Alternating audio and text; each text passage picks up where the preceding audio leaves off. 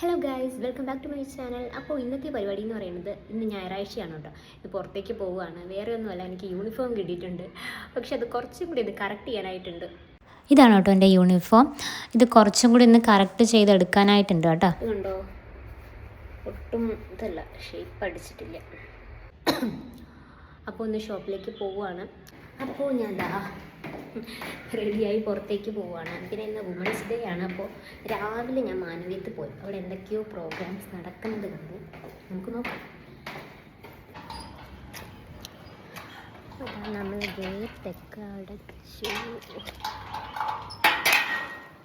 Okay, അപ്പോൾ ഞാൻ പുറത്തേക്ക് പോവുകയാണ് ഗൈസ്. അപ്പോൾ ഇന്ന് വുമൻസ് ഡേ ആണ് കേട്ടോ. ഞാൻ നേരത്തെ പറയാനായിട്ട് വന്നത്, രാവിലെ ഞാൻ ഇന്ന് മാനവീയത്തിൽ പോയായിരുന്നു ചായ കുടിക്കാനായിട്ട്. എനിക്ക് ചായ എന്ന് പറയുന്നത് ഭയങ്കര വീക്ക്നെസ്സുള്ള സംഭവമാണ്. അപ്പോൾ ഞാൻ രാവിലെ എപ്പോഴും ചായ കുടിക്കാനായിട്ട് ചിലപ്പോൾ പോവും. അപ്പോൾ ഇന്ന് പോയായിരുന്നു. അപ്പോൾ ഇന്ന് മാനവീയത്തിൽ എന്തൊക്കെയോ പ്രോഗ്രാംസ് നടക്കുന്നുണ്ടായിരുന്നു കേട്ടോ. എൻ്റെ തൊണ്ടയാണെങ്കിൽ ശരിയായതേ ഇല്ല. തൊണ്ടയ്ക്ക് എന്തൊക്കെയോ പ്രശ്നമുണ്ട്. ഭയങ്കര ചുമയാണ്. ഓക്കെ,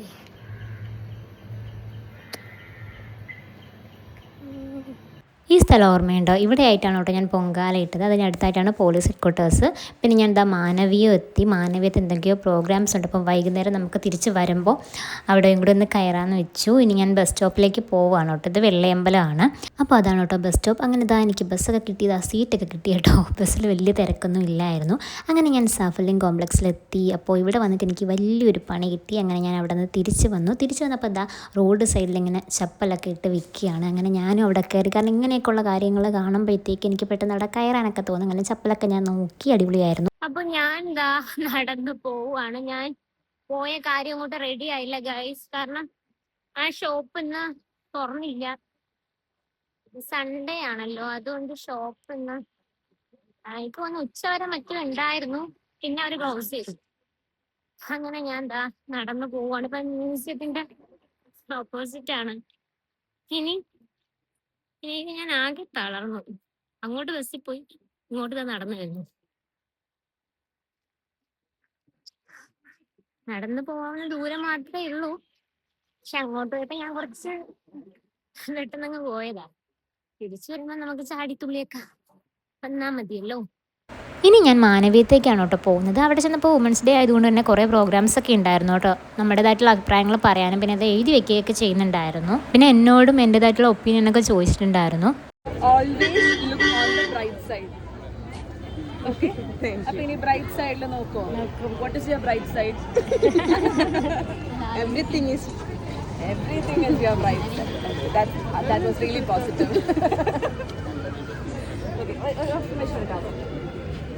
എടുത്തരട്ടെ? കയ്യില്ല.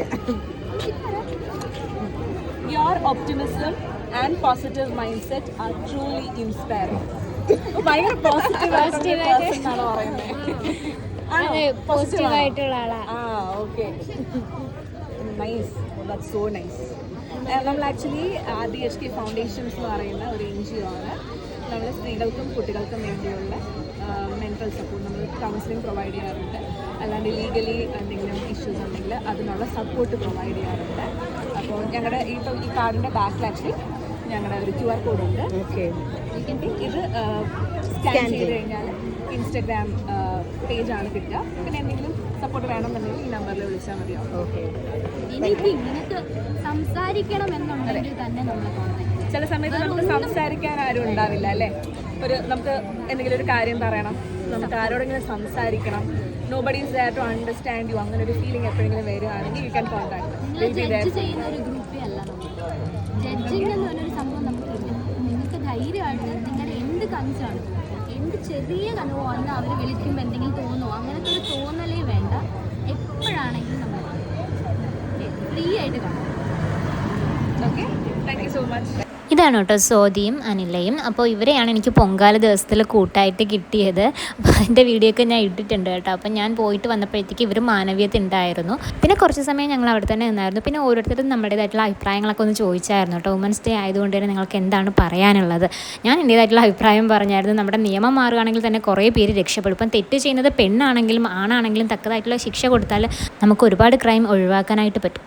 പിന്നെയും വേറെ പ്രോഗ്രാംസ് ഉണ്ടായിരുന്നു. ഇത് കേരള പോലീസിൻ്റെ പുതിയ ബാൻഡ് ടീമാണ്.